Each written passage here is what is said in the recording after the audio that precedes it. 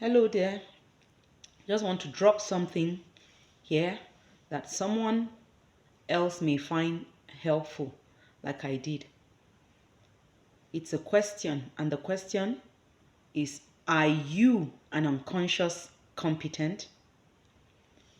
Who is an unconscious competent? An unconscious competent, as I've learned, is someone who knows the process of doing something but cannot transfer that knowledge, does not know why he's able to get the results he or she is getting, and cannot transfer that knowledge to someone else. That's who an unconscious competent is.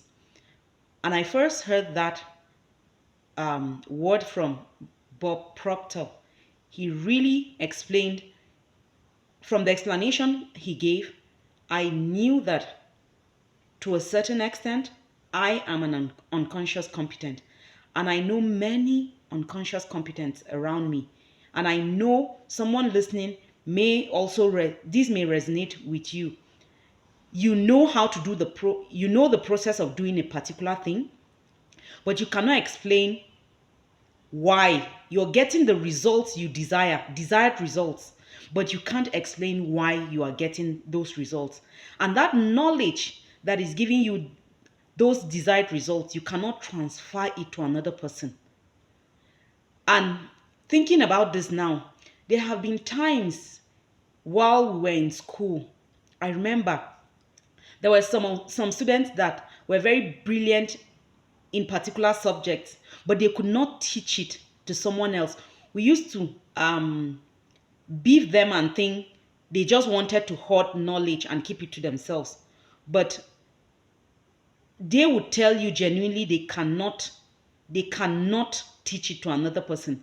Could it be that those students were also unconscious competence? And throughout life, I noticed that there are times like that we know how to do things. For example, if you look at the lives of children of successful people, it comes to them almost like automatically.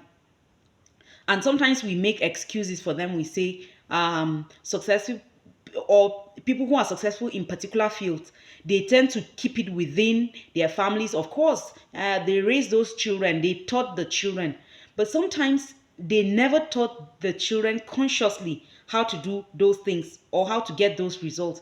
But because the children lived all their lives with them, they learned it, and they cannot and they became successful too, but they cannot explain why they are successful. And now thinking about it, there's a science to everything. There's a science to this. You cannot, you have to know how to explain or to replicate a particular knowledge to someone. But most of us, we do not know that.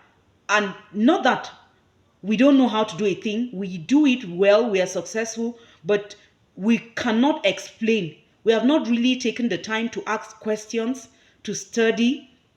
And so for that reason, we're not able to replicate that knowledge in someone else. We're not able to impart lives as we ought to. So ask yourself this question, like I'm doing now. Am I an unconscious competent? Are you an unconscious competent?